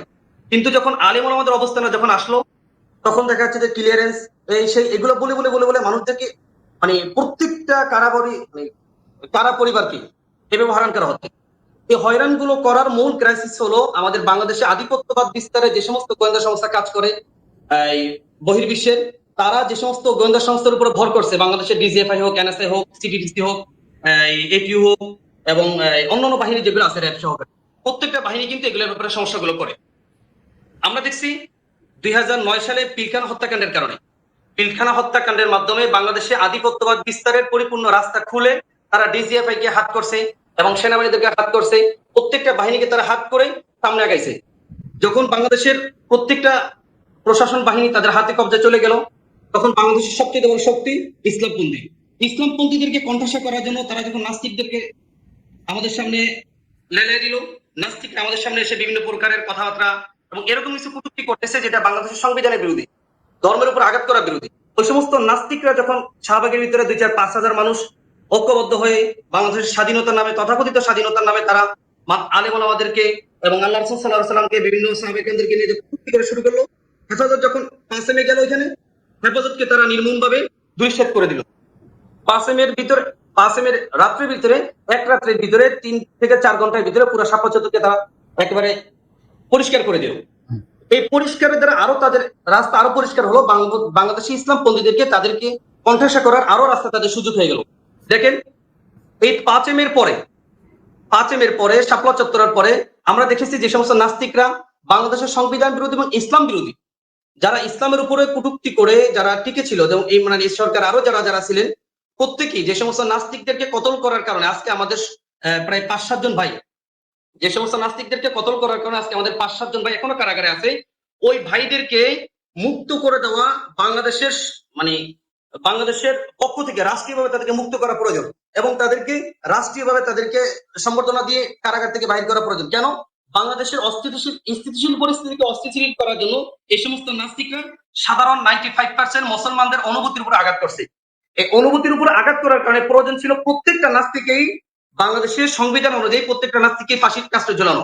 যখন বাংলাদেশের এই সমস্ত গোয়েন্দা সংস্থা বাহিনী, এই সমস্ত এনএসআই, ডিজিএফআই এবং বিশেষ করে ডিজিএফআই কে বলবো, এরা যখন বাংলাদেশের অস্থিতিশীল পরিস্থিতিকে স্থিতিশীল করতে পারে নাই এবং বাংলাদেশের কিছু মানুষ যারা ধর্ম আবেগ প্রমোদ হয়ে আবেগের মাধ্যমে যারা ইসলাম রাসূলকে ভালোবেসে ওই সমস্ত নাস্তিকদেরকে যারা যখন তাদের পাওনা বুঝিয়ে দিল, তখন আসলো রাষ্ট্র তাদেরকে দমন করার জন্য। কেন? যারা অপরাধ আহত করছে তাদেরকে দমন করবে, নাকি না যারা অপরাধ দমন করতে গিয়ে রাষ্ট্রের বিভিন্ন আইন হাতে নিচ্ছে তাদেরকে দমন করবে? এটা তো রাষ্ট্রের উপর, আমি মনে করছি যে ওই সমস্ত ভাইদের উপর জুলুম হচ্ছে এবং ইসলাম পন্থীদের উপর জুলুম হচ্ছে এবং যারা সারা বাংলাদেশের 95% মুসলমানদের উপর জুলুম হচ্ছে এটা। অতএব আমি বলবো যে সমস্ত নাস্তিকদেরকে কতল করার দ্বারা বাংলাদেশের সাধারণ মুসলিম এখনো কারাগারে আছে আমাদের প্রায় 5-7 জন ভাই, প্রত্যেকটা ভাইকেই রাষ্ট্রীয়। এখানে ইলিয়াস ভাই, মওলানা সাহেবকে মনে হয় একটু সংশোধন দেওয়া দরকার। আমি মনে করি এখানে এই নাস্তিকদেরকে কতল কে করেছে এটা আমরা নিশ্চিত না। এখানে আমরা বলতে পারি না অমুক অমুক অমুক আলেম বা আলেমদের পক্ষ থেকে কেউ গিয়ে নাস্তিকদেরকে কতল করেছে, এরকমের কোনো প্রমাণ নেই। এটা শুধুমাত্র বানানো হয়েছে ওনারা সাবোটাজ করার জন্য। নাস্তিকদেরকে আপনি সাগরুনি হত্যা মামলার রহস্য উদ্ঘাটিত হয়েছে কত বছর হয় নাই? তাহলে নাস্তিকদের যে কয়েকজন মারা গেছে তাদের ব্যাপারে কি রহস্য উদ্ঘাটিত হয়েছে? হয় নাই। তাহলে উনি আবেগ থেকে বলছেন মওলানা সাহেব যে নাস্তিকদেরকে কতল করার এজেন্ডা বাংলাদেশের কোনো আলেম সমাজ নেয় নাই। আলেম সমাজ শান্তিপূর্ণ প্রতিবাদ করেছে, আর এই প্রতিবাদের প্রতিক্রিয়ায় নাস্তিকদেরকে আলেমরা হত্যা করেছে, এরকমের নাটক তৈরি হয়েছে বাংলাদেশে। আমরা তো মামলাগুলো ফেস করে যাচ্ছি। এখানে নাস্তিকদেরকে, এখানে আবেগের জায়গা নাই মওলানা সাহেব। এখানে নাস্তিকদেরকে কোনো আলেম সাহেব ঘোষণা দিয়ে কাউকে লেলিয়ে দিয়ে কোনো হত্যা করে নাই। এটা যারা নাস্তিকদেরকে আকাশে তুলেছে, আজকে যেই গোয়েন্দা সংস্থাকে আপনাদের বাধা দিচ্ছে বের হইতে, এই গোয়েন্দা সংস্থার অনেকে এই কিলিং এর সাথে জড়িত। আপনারা এগুলি যাই হোক, ইয়ে ভাই এখানে আমি এক মিনিট একটু বলি। আমাদের অনেক মামলায় এরকম ব্যক্তিদেরকে গ্রেফতার করা হয়েছে যারা ওই মামলায় ছিলই না। যেমন আমাদের যে শফিউর রহমান ফারাবী, যিনি প্রায় 11 বছরের উপরে হয়ে গেল জেলখানায়, তাকে যে মামলায় গ্রেফতার দেখানো হয়েছে ওই মামলা ছিল আপনার এই যে বইমেলার এখানে, আর সে তখন ছিল সিলেটে। সে তো এই মামলার ধারে কাছেও ছিল না এবং তাকে গ্রেফতার করছে অনেক পর অন্য একটা মামলায়। তাকে এই সকল মামলায় জড়ানো হয়েছে। ছিল এরকম লোকজনকেও দেশের মামলায় করে দেওয়া হয়েছে। এবং রাজীব মারা যাওয়ার একদিন আগে জানতাম, আমাকে তার আগের দিন, আমি তো তখন সাংবাদিকতা করি, এরাবের একজন আমার বলতেছে ভাই কালকে একটা ঘটনা ঘটবে। পরের দিন সকালে দেখি যে ওই, আমি বললাম, আমি তার সাথে সাথে কল করছি যে ভাই এটা কি এই ঘটনা, বুঝে নিত। এগুলো সব তো প্ল্যান। হাসিনা ওর বাসায় যাবে, রাজীবের বাসায় গিয়ে কান্নাকাটি করবে, এই যে বহির্বিশ্বকে দেখাবে, এই যে আপনাদেরকে খেপায়া তোলা, হ্যাঁ, এই যে আপনারা মতিঝিল শাপলা চত্বরে গেছেন, এইসব বিক্রি করেই কিন্তু হাসিনা গেল 15 বছর আছে। ওদের কাজই হচ্ছে এটা। এই জন্য কালকে বলছিলাম আমি যে কথাটা, যে আমরা অতি ইসলামিস্ট হতে গিয়ে আমাদের এখনো পর্যন্ত বিদেশের উপরে অনেক কিছুতে নির্ভরশীল আমরা। আপনি দেখেন, আপনাকে একদম পুরো দেশকে শরিয়া আইনে আপনি কনভার্ট করবেন, সেটার আগে আপনাকে এই যে পুরো উপদেষ্টা পরিষদ এত বড় একটা রক্তক্ষয়ী যুদ্ধের মধ্য দিয়ে হইলো, আপনাদের তো এই আলেমদেরই তো এখানে সবার চেয়ে বেশি অবদান ছিল। একজন প্রতিনিধি রাখা হয়েছে আপনাদের এখানে, আগে যান না দেখি, পুরা দেশ শরিয়া আইনে নেওয়ার আগে এই জায়গায় আগে ঢুকেন। আপনাদের আলেমদেরকে এখন পর্যন্ত বের করতে পারেন। আমি তো আলেমদের ভেতর থেকে এরকম একটা মানে ইউনাইটেড কোনো আন্দোলন এখন পর্যন্ত দেখলাম না যে তারা করতে পারে, বা কোনো একটা মানে সরকারকে এই ধরনের একটা ধমক দিতে পারে, এটাও করা হয়নি, এটাও করতে পারে নাই। যাই হোক, তো মোস্তফা নূর ভাই, আপনি যেই কথাটা তুলেছেন, আমি আপনার কি বলবো, যে গোয়েন্দা সংস্থার যারা আজকে এইসব বিষয়গুলো আলেমদের উপরে চাপাচ্ছে, তাদের খুব মানে আসলে তারা তো বিশাল শক্তিশালী, তারা এখন চেষ্টা করছে যে আমাদেরকেও নানানভাবে ক্ষয়ক্ষতি করার। তো তাদেরকে শুধু একটা কথা বলবো, দেশে আসতেছি, দেশে গেলে আপনি ক্ষতি করেন, প্রতিটা একটা চর মারলে সেটার জবাব আপনাকে দিতে হবে। একজন মানুষকে যদি অবৈধভাবে বিনা কারণে আপনি যে থাপ্পড় মারেন, সেটার জবাব আল্লাহর কাছে আপনাকে দিতে হবে। ওটা আপনার ঘরে আসবেই, আসবেই আপনার ঘরে। অতএব যারা এখন পর্যন্ত এই 15 বছরের এই দানবদের থেকে যারা এখন শিক্ষা নিতে পারে নাই, তাদের জানি না জীবনে কোনোদিন শিক্ষা হবে কিনা। অনুরোধ থাকবে গোয়েন্দা সংস্থার লোকজনের কাছে, ফার্দার এই যারা কিনা এখন জেলখানায় বন্দি আছে তাদেরকে বের করার জন্য কোনো ধরনের বাধা দেবেন না। আর আসিফ নজরুলকে বলবো, আসিফ নজরুল সাহেব, আপনি নারী নিয়ে থাকেন, মদ নিয়ে থাকেন, টাকা পয়সা নিয়ে থাকেন, আপনার ব্যাপার, ওইটা আপনি আল্লাহর কাছে জবাব দিন। কিন্তু আপনি এই যে আলেমদেরকে বের করার জন্য নানান ধরনের প্রতিবন্ধকতা তৈরি করে তারপরে থাকবেন, আমরা কিন্তু সবাই মিলে এক দফা আন্দোলনে যাব শুধু আপনার ই করার জন্য। অতএব আপনি করেন, আপনি চেষ্টা করে তারপরে আপনি আলেমদেরকে বলেন। যারা জেলখানা, শুধু আলেম না কিন্তু জেলখানায় এখন অনেক মানুষ বন্দী আছে, যেটা মোস্তফা ভাই বলছিলেন, প্রায় 5,000 মানুষ এখন পর্যন্ত বন্দী আছে। এটা আপনি চিন্তা করতে পারেন, 6 মাস পার হয়েছে, এখন পর্যন্ত 5,000 মানুষ জেলখানায় বন্দী থাকবে, যারা সরাসরি হাসিনার বিরুদ্ধে যুদ্ধ করেছে। তো কিসের বিপ্লবী সরকার, কিসের স্বাধীনতা? স্বাধীনতা তাদের জন্য আসে নাই। সব শেষ। এই যে মহিবুল্লাহ ভাইয়ের বিষয়টা নিয়েই বলি, মহিবুল্লাহ ভাইয়ের বিষয়টা নিয়ে এখানে মোস্তফা ভাই কাজ করেছেন, ইশাক ভাই কাজ করেছেন। মানে আমাদের খুব বাজেভাবে আমাদের মানুষের সাথে কথা বলতে হয়েছে এটা নিয়ে, যে ওনার কেন আটকানো হবে, এটা নিয়ে আলেমদের যে আন্দোলন করতে হয়েছে। এই যে ইশাক ভাই জানে ফারাবির বিষয়টা, তারে নিয়ে আমরা সারা সোশ্যাল মিডিয়া আজকে প্রায় এই 5 তারিখের পর থেকে বলছি, এই ছেলেটার বাবা মা স্ত্রী তারে কেউ কোনো কিছু করার মতো নাই। এই ছেলেটার যা ছিল সবকিছু সে এই হেফাজতের আন্দোলনে দিয়েছিল। এই যে আপনার যেই ইয়েটা হলো, এই যে শাহবাগে ওদের যে নাস্তিকদের যে ইটা হলো, সে সবকিছু দান করে দিয়েছিল এই আন্দোলনে। সেই ছেলেটা আজকে 11 বছর জেলে। এত কিছু বলছি, এতজনকে বলছি, কোনো লাভ হচ্ছে না। আমি তাকে সবশেষ এই ইসাক ভাই জানে এই বিষয়গুলো, এগুলো নিয়ে কথা বলা আসলে ঠিক না। তারে মানে আমার আমার আমার ব্যক্তিগত জায়গা থেকে আমি বলেছি, ভাই আপনারা তো সারাইতে পারছে না, চেষ্টা আমরা চালাই যাচ্ছি, বাট আপনার যাতে ভেতরে যেন কোনো সমস্যা নাই, আপনার আর্থিক যা যা দরকার হয় আমরা আমাদের জায়গা থেকে, আমি ভাই গরিব মানুষ, অত বড় লোক মানুষ না, আমার জায়গা থেকে আমি যতটুকু পারছি এই ইসাক ভাইদের মাধ্যমে আমি ওদেরকে দেওয়ার চেষ্টা করছি। তো এখন এই যে মানুষগুলো যারা কিনা আলেম আছে, যারা ওনাদের বিরুদ্ধে জন্য মুক্তির জন্য কাজ করছে, এই মানুষগুলোরও সীমাবদ্ধতা আছে, নিজেদের কাজ আছে, তারা নিজেরাও এই গত 15 বছর নির্যাতিত ছিল, টাকা পয়সা নাই, ক্ষমতা নাই, কিছু নাই। তো তাদেরকে নিয়ে এই যে চেষ্টাগুলো চলছে, এই যে খেলাগুলো চলছে, এটা শেষ হওয়া দরকার। যারা সমন্বয়ক আছেন ভাই, আপনাদেরকে বলবো, দেশ চালান, টাকা পয়সা কামান, যা মনে চায় করেন, অন্তত এই জেলখানার লোকগুলো, আমি ভাই বিশ্বাস করেন আপনাদের সবার সামনে বলছি, এই বিডিআর আর এই আলেম, এই যে যারা জেলখানা আছে, এদের বার করার পরে আল্লাহ যদি সুযোগ দেন, তারপরে হাতটা উঁচু করে দিয়া তারপর সরে যাবো এখান থেকে। আর ভাল লাগে না, বহু যুদ্ধ করে আসছি, এইভাবে আর ভাল লাগে না। আওয়ামী লীগের সাথে যেটা করেছে, আওয়ামী লীগের এই দূতাবাস থেকে ওদের কাজই ছিল শুধু আমার এখানে জঙ্গি বানানোর জন্য নোট দেয়া।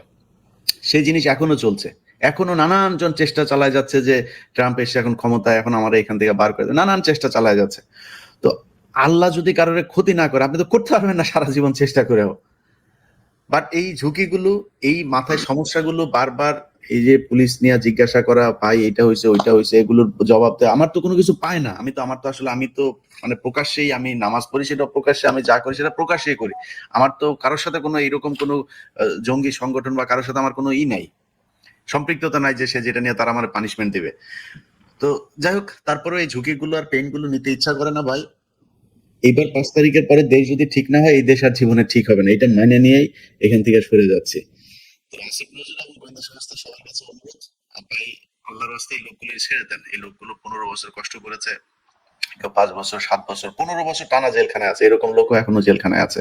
এই যে ফারাবি ছেলেটা 11 বছর হয়েছে, অপরাধটা কি বলেন? সে শেখ হাসিনার বিরুদ্ধে কথা বলতো, সে নাস্তিকদের বিরুদ্ধে কথা বলেছে, সে প্রথম এই যে ব্লগগুলো করা, এগুলো সে শুরু করেছে এই রাজীবদের বিরুদ্ধে। এই ছেলেটাকে আপনি জেলে নিয়ে আটকে রাখছেন। আসিফ নজরুল, আপনি ঘুমান কেমনে? ঘুম আসে আপনার? এতগুলো মানুষ জেলে, আপনি তো জানেন, আমরা তো সবকিছু জানিও না, আপনি তো জানেন সবকিছু, আপনার কাছে প্রতিদিন এই আইনের এই বিষয়গুলো, আপনার মন্ত্রণালয়ের কাজ এগুলো। একটা বিষয় হলো ইলিয়াস ভাই, যে বিষয়টা যেহেতু আমাদের অ্যাডভোকেট সাহেব বলছেন, অ্যাডভোকেট সাহেব বিষয়টা ক্লিয়ার করছেন যে আসলে এটা আসলে এরকমই।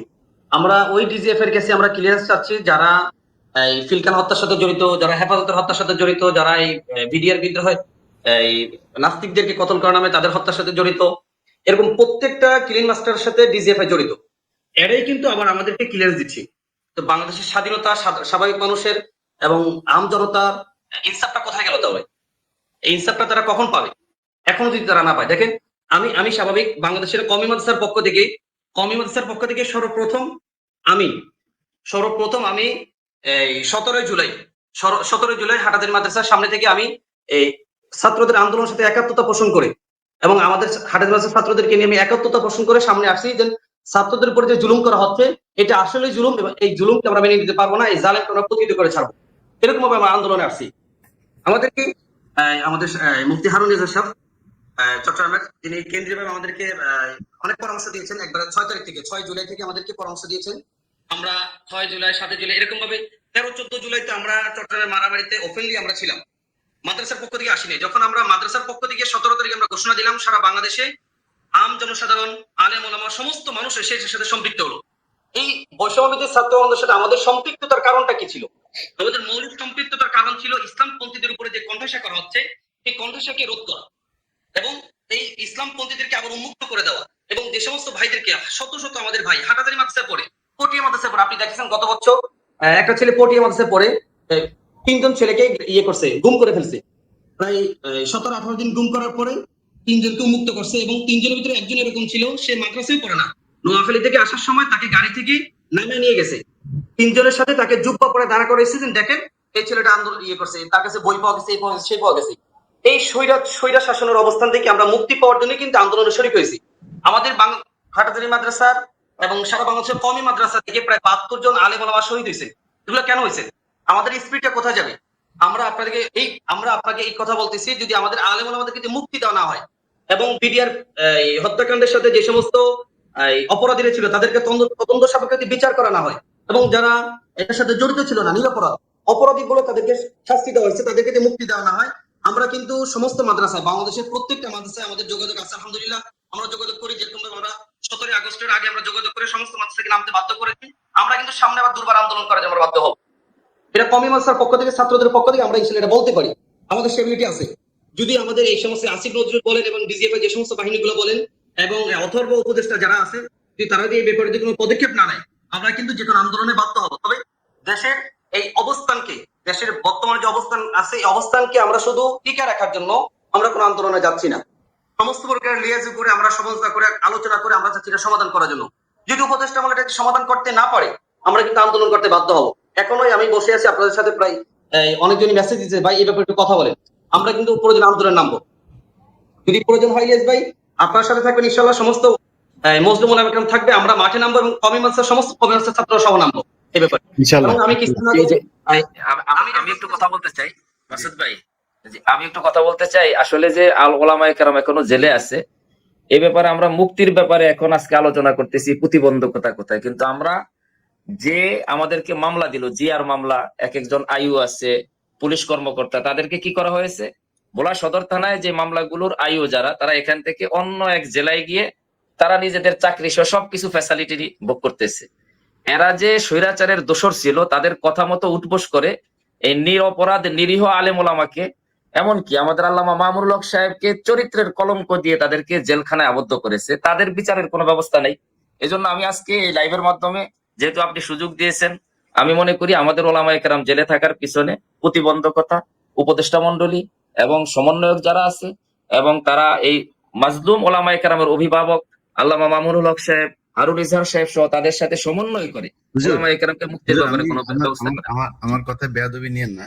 ধরেন আপনাদের সিটিটিসি নামে একটা শাখা আছে পুলিশের, এরা সবচেয়ে বেশি আলেমদেরকে করেছে। সেই সিটিটিসি আসাদুজ্জামান এবং তার একজন স্টেইনও ছিল এসআই নজরুল ইসলাম, এদের সবার নামে হত্যা মামলা আছে। এবং শুনছি যে এই আসাদুজ্জামান তো এখনো পলাতক, আর নজরুল ইসলাম যে খুবই আলেম বিদ্বেষী, সে হচ্ছে কি আপনার করেছে, সে নাকি আবার চাকরিতে ঢুকেছে। আপনি যেটা বললেন যে আপনাদের এই মামলার আয়ুগুলো তাদেরকে জোর করে এটা করেছে, এটা বললে হবে না। হাসিনা জোর করে তারপরে আলেমদেরকে এগুলো করাইছে, এটা কাজ না। তো তাদের চাকরি থেকে সরাইতে হবে। কিন্তু আজকে 6 মাসের ভেতরে, মানে আমার আজকের এই ইউটিউব চ্যানেলের ভিডিওটা যদি বাদ দেয়, আপনাদের আলেম সমাজ থেকে এমন কোনো একটা মানে বড় কোনো প্ল্যাটফর্ম থেকে কোনো আওয়াজ আপনারা তুলেছেন?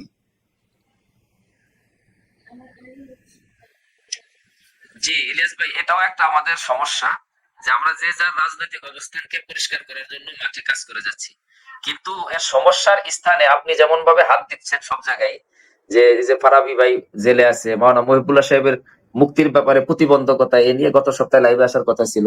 কিন্তু আমি আমাদের অভিভাবক যারা আছি যারা কারাবন্দী ছিলেন তারা কি ফ্যাসিস্ট হাসিনার ওই সকল নির্যাতনের কথা, রাজনৈতিক একটা পদ পদবি এমপি বা মন্ত্রী হওয়ার এই নেশায় কি ভুলে গিয়েছেন? এটাও কিন্তু একটা প্রতিবন্ধকতা। এজন্য তাদেরকেও সচেতন হতে হবে, যদি আমরা এই দেশ বিনির্মাণে সংস্কারে অবদান রাখতে চাই। হেফাজতের শহীদদের রক্ত এবং মোদী বিরোধী আন্দোলনে হাটাজারি ছাত্র সহ সারা বাংলাদেশে বিবারিয়া সহ যারা রক্ত দিয়েছে, আমি মনে করি জামাত ইসলাম এবং হেফাজতে ইসলাম তাদের রক্ত, ছাত্র জনতার রক্ত বৃথা যাবে যদি এই অভিভাবকত্বের দায়িত্ব যারা পালন করতেছেন তারা এই ব্যাপারে সরাসরি মুখ না খুলে। আমি আপনি যেভাবে জেলখানায় যারা ছিল তাদের কাছ থেকে আমি জেলখানার বর্ণনা তো শুনি, আপনাদের এই বিষয়গুলো জানি আমি। মানে ওইখানে যাওয়ার পরে কে ডেস্টিনির ছিল, আর কে বিডিআর এর ছিল, আর কে জামায়াতের ছিল, কে বিএনপি ছিল, সবাই কিন্তু সবার প্রতি খুবই উদার ছিল, সবাই সবাইকে করতো, সম্মান করতো। এই যে আপনাদের ভেতরে একটা হৃদ্যতা তৈরি হয়তো জেলখানায় গেলে, মানে জেলখানা থেকে বের হলেই মানুষগুলোর আপনারা ভুলে যান, মানে এই যে ভেতরে 5,000 মানুষ এখনো আছে, আপনারা যারা 10 বছর 15 বছর জেল খেটেছেন, মানে তাদের বের হওয়ার পরে খারাপ লাগে না? আমি মামুনুল হকের কথাই বলি, মানে মামুনুল হক সাহেবের মতো একজন মানুষ, আমি বিশ্বাস করেন আমি ওনাকে সম্মান করি না, দেখি নাই মানে এরকম কোন, উনি যদি একটা ডাক দিত আমার তো মনে হয় একটা কিছু হইতো।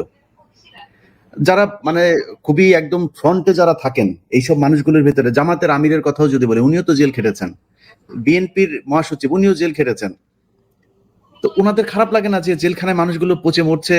6 মাস হয়ে গেল। আমার তো ভাই কেউ নাই, আমার তো এখানে কোনো আলেম আমারও জেলে নাই, বিডিআরও আমার কোনো আলেম নাই, কিন্তু যাদের আছে, যারা তাদের সাথে ছিল, যাদের তাদের প্রতি ভালোবাসা থাকার কথা, আপনি দেখেন বিডিআর এর কথা যদি বলি, বিডিআর এ যারা বের হয়েছে তারা কিন্তু যারা ভেতর আছে তাদের জন্য মাঠে নেমেছে, তারা কিন্তু প্রতিটা শুনেন। এই 11 তারিখেও আপনার তারা একটা মহাসমাবেশ করছে, তারা কিন্তু করছে, কিন্তু আমি আলেমদের ভেতরে দেখছি না। মানে এত আলেম বাংলাদেশে, প্রতিদিন কয়েকশো মাহফিল হচ্ছে এই দেশে। ভাই এরকম মাহফিল তো একটা জেলখানার সামনে দেন না সবগুলো আলেম মিলে, একটা যে জেলখানার সামনে এই দিন থাকবো এটাই করতে, মানুষ তো জানাইতে হবে, মানুষ তো জানে না। আসিফ নজরুল তো আছে ওনার শাশুড়িরে কেমনে ছাড়াইতে হবে সেটা নিয়ে, আসিফ নজরুল তো আপনাদের নিয়ে নাই। এখন মানুষকে তো জানাইতে হবে যে আসিফ নজরুল আসলে দিনে ঘুমায় ওনার ওয়াইফের কাছে, রাতে যায় ঘুমায় হচ্ছে ওনার শাশুড়ির কাছে। তো এই যে উনি যে ঘুমায়, ওনারে তো জাগাইতে হবে যে হুজুর আসেন, একটু উঠে আসেন, ঘুমানো বন্ধ করেন, চারিদিকে এত ঘুমায় না, একটু জায়গা তারপরে দেখেন কি অবস্থা এখনো জেলখানার ভেতরে। তো ইলিয়াস যেটা ভাই, আগে বললাম যে আপনারা খুব সম্মানিত মানুষ আছেন, যে ওয়েতে বলা দরকার এদেরকে ওয়ে বলতে পারছে না। এরা ইলিয়াস ভাই, এরা এই দেশটাকে নিজের পৈতৃক সম্পত্তি মনে করেছে। এই দেশের, বিশ্বাস করেন গত 6 মাসে যা দেখলাম, একটাও কোনো মানুষ পাইলাম না ভাই, বিশ্বাস করেন, মানে 2-4 জন ছাড়া এই দেশে কোনো মানুষ পাইলাম না। যে যেখানে যেখান থেকে কিছু টাকা পয়সা পায়, সুবিধা পায়, ওই জায়গায় বিক্রি হয়ে যাচ্ছে। এই দেশ দিয়ে আপনি কেমনে এই দেশটা বাঁচাবেন? কেমনে সম্ভব নাকি? ইলিয়াস ভাই, এখানে ওই একটা যে বিষয়টা আপনি যে প্রশ্ন করছেন, আলেম ওলামারা কেউ আসলে এই বিষয়টা কথা বলছিল কিনা, আমি গত 8 থেকে 10 দিন আগে একজন কারাবন্দী, সদ্য কারামুক্ত একজন ভাইকে নিয়ে আমি আমির হেফাজতের কাছে গিয়েছিলাম। আমির হেফাজত বিষয়টা নিয়ে আসলে খুবই মনোমালিন্য হয়েছেন এবং কষ্ট পেয়েছেন যে আলেম ওলামারা এখনো কেন যারা কারাগার আছে তাদেরকে ভাই, মুক্তি করার ব্যাপারে কেন তারা কথা জিয়াদুল বলছে ভাই, না। আমি কারো ব্যক্তিগতভাবে আমি কাউকে, আপনারা আমার সাথে আছেন, আমি আপনাদেরকে যে এই কথাটা বলছি তা নয়, আমি সবাইকে বলছি যে উচিত ছিল পুরো আলেম সমাজ, আরে ভাই জেলখানা যায় নিয়ে আসবেন, ওদের বলতে হবে কেন? জেলখানা যায় সব কারা আমাদের কারা ছিল, এই ছিল, নিয়ে আসবেন যায়। কিসের আইন? কোন আইনে এই দেশ এই সরকার ক্ষমতায় এসে আমার বলেন আইনটা দেখান, কিসের আইন? এটা ইনশাআল্লাহ আমরা এই যে আমাদেরকে শুরুতে যে কথাটা বললো মোস্তফা নূর ভাই, যে কথাটা বললো, ভাই এটা গোয়েন্দা সংস্থার কাজ নাকি? তুই কে রে বেটা? তুই বেটা কিসের গোয়েন্দা? তোর ভিতরে ঢুইকা তারপরে পিলখানায় বিডিআরের সেনাবাহিনীর কর্মকর্তাদেরকে খুনো, তুই কিসের গোয়েন্দা? তুই সব কটারে পদত্যাগ করা দরকার ছিল, সব কটা জেনে আনলে তারপরে তুই এই দেশটা বাঁচাইতে পারবি নাকি? এই দেশটা তো তুই মারছিস, এই দেশকে এই 15 বছর ভারতের কাছে ইজারা দিয়েছিলে তুই। তুই কিসের গোয়েন্দা? গোয়েন্দাগিরি আমাদের কাছে এসে শিখা যাস। একটা কথা মনে পড়ছে, এখানে একটা কথা মনে পড়ছে মাওলানা সাহেব, এই যে এই প্রত্যেকটি এই জালিম তথাকথিত এই কর্মকর্তা মানে গণকর্মচারীদের বিরুদ্ধে গণতদন্ত কমিশন গঠন করা দরকার। যেহেতু সরকার এই সমস্ত এত কাজ করতে পারবে না, একটা গণতদন্ত কমিশন করলে মানুষ ওখানে তথ্য জমা দেবে, কারা কোথায় হত্যা করেছে, গুম করেছে, নাটক সাজিয়েছে, মামলা সাজিয়েছে, চাঁদাবাজি করেছে, ফ্যামিলি থেকে জেল কাটার গেটে চাঁদাবাজি করেছে, একেবারে কারারক্ষী এবং জেল সুপার সহ পুলিশের বিভিন্ন পর্যায়ের লোক, র্যাব সহ অন্যান্য সংস্থা, এই প্রত্যেকটি গণতদন্ত কমিশন একটা গঠন করা দরকার। ইলিয়াস ভাই, এটা আপনার উদ্যোগ দেন। না এটা না, দেখেন মোস্তফা ভাই, আমি 21শে আগস্ট নিয়ে আমি একটা একটা অনুসন্ধান করেছি, আপনারা সেটা দেখেছেন কিনা জানি না। একদম মানে জজ মিয়া থেকে শুরু করে সবকিছুই প্রথম আলো সাজানো নাটক। তো প্রথম আলো কারা? প্রথম আলোই আসিফ নজরুল, প্রথম আলোই ইন্ডিয়া, উদিচি, ওই ছায়ানট, এই সেই যে বড় বড় বিশাল বিশাল বোমা হামলা, এগুলো নাম শুনলে জজ সাহেবরা ভয়ে ফাইল ফেলায় দেয়, আরে বাবা এই মামলায় হাত দেওয়া যাবে না। আরে ওটা কি সব তো নাটক, সাজানো নাটক, সব হাসিনার আর প্রথম আলো সাজানো নাটক, এই আসিফ নজরুলদের সাজানো নাটক এগুলো। তো ওই নাটক আপনি এখন তাদেরকে ভয়ে দেখায় তারপরে ই করবে না। যাক, আমি আমার সাথে যদি ভাই আপনারা থাকেন, আমি আপনাদের কথা দিচ্ছি, আমি আমি দুইটা পয়েন্ট এড করতে চাচ্ছিলাম, আমাকে কি শোনা যাচ্ছে? জি জি জি বলেন। একটা হচ্ছে যে আমার মামলা যেই কারণে কঠিন হয়েছে, বা অনেকের মামলাগুলো যেই কারণে কঠিন হয়, গুরুত্বপূর্ণ হয়ে যায়, সেটা হচ্ছে 164। কিন্তু কোনো আইনজীবী বা কোনো বিচারক বা আমরা অনেকেই এটা আমরা যাচাই বাছাই করি না যে 164টা কিভাবে নেওয়া হয়। আমি কেন 164 দিতে যাব? একটা মিথ্যা বানোয়াট নাটকের সাথে আমি কেন একাত্ম স্বীকার করতে যাব? কি গুম রেখে 2 বছর 3 বছর করে গুম রেখে 1 মাস 2 মাস বিশ্বাস গুম করেন, রেখে যে 164 রাখা হয়, আর উকিলরা 164 কথা বলে অনেক অনেক টাকা নিয়ে যায়, এরপরে বিচারকটাও 164 আছে এজন্য জামিন দিতে চায় না, এই একটা আতঙ্ক আছে। এটাকে যারা আইন সম্পর্কে জানে এদের কাছে হয়তো এটা জুজুর ভয়, কিন্তু আমরা যারা সাধারণ লোক আছি আইন সম্পর্কে জানি না, তাদের কাছে এটা একটা বড় সমস্যা। আর এটার ভয় দেখে অনেকেই অনেক ফায়দা লুফে নেয়, এটা একটা আতঙ্কের বিষয় আছে আমাদের। আর কারাগারে আর এক্সট্রা আতঙ্কের কথা তো ভাইরা বলেছেন, অনেকগুলো পয়েন্ট চলে এসেছে। আমার মনে হচ্ছে কারা মুক্তির ব্যাপারে কাজ করতে গেলে ওই যে 559 একটা ধারা আছে, 20 বছর পূর্তি যাদের হয়েছে, এই বিষয়টা কার্যকর করলে বেশ কিছু বন্দী মুক্তি হতে পারে। আর হচ্ছে একটা একজন নিরীহ লোককে আমি দেখেছি 18 বছর পরে ওনার জামিন হয়েছে, বের হবে, এই সময় একটা নতুন মামলা দেওয়া হইলো ওই যে কারাগারের মধ্যে বিদ্রোহ, অথচ কাশিমপুর কারাগারে ওই সময় আমি উপস্থিত ছিলাম, ওখানে কোনো বিদ্রোহই হয় না, সম্পূর্ণ উস্কানিমূলক ভাবে কিছু লোককে হত্যা করা হয়েছে। এই লম্বা সময় প্রয়োজন ওই দিকে, এখন হয়তো যাওয়ার আপনাদের সময় হবে কিনা। মূলত এই ওনার নাম হচ্ছে আব্বাস আকন্দ, একদম নিরীহ লোক, আহ, খুব বেশি শিক্ষিতও না, কথাও কম বলে আমার মতো। এরপরে 18 বছর দীর্ঘ অপেক্ষার পর পরিবারের ওনার অবস্থা খুব খারাপ, ওনার স্ত্রী চলে গেছে, একজন ছেলে একজন মেয়ে আছে, তারাও কার কাছে থাকে, নানির কাছে হয়তো কোনো রকম পড়াশোনা কিছু টুকটাক করছে। এই যে একটা অবস্থা, এই অবস্থা থেকে বের আমরা করার জন্য আমাদেরকে চেষ্টা করা আমরা দরকার। এগুলো নিয়ে আবার আলোচনা করতে পারবো। আমরা আজকে শেষ করি এখানেই। আজকে ফেব্রুয়ারি ইলিয়াস ভাই, মাসের ফেব্রুয়ারি মাসের 10 তারিখ, আমরা মার্চের 10 তারিখ পর্যন্ত সরকারকে সময় দিচ্ছি। 1 মাসের ভেতরে যদি নাকি সব আলেমদেরকে, আলেম সহ যারা বিভিন্ন সময় ফেসবুকে শুধুমাত্র হাসিনার বিরুদ্ধে পোস্ট করার কারণে 7 বছর জেল হয়েছে এরকম বন্দী আছে, যারা বিএনপি করতো, জামায়াত করতো, এরকম লোকজন আছে, সাধারণ মানুষ, সাধারণ শিক্ষার্থী, এরকম অনেকে আছে। 1 মাসের ভেতরে সবাইকে মুক্ত করতে হবে। যদি করা না হয় তাইলে আমাদের যতটুকু যার জায়গা থেকে যতটুকু করার, যেভাবে বিশৃঙ্খল করা দরকার ওইভাবে বিশৃঙ্খলা করবো। আপনারা যদি নাকি পারেন সরকার টিকান, যদি পারেন হাসিনারে নিয়ে চলে আসুক, নাই কি হোক, এটা নিয়ে আমাদের দেখা দেখি দরকার নাই। যেই দেশে হাসিনার বিরুদ্ধে কথা বলা মানুষ মুক্ত থাকতে পারবে না, সেই দেশে আমাদের মুক্ত থাকার দরকার নেই। সো আমি আপনাদের আলেমদের মানে অনুমতি চাই এবং আপনাদের সমর্থন চাই, আপনাদের সহায়তা চাই।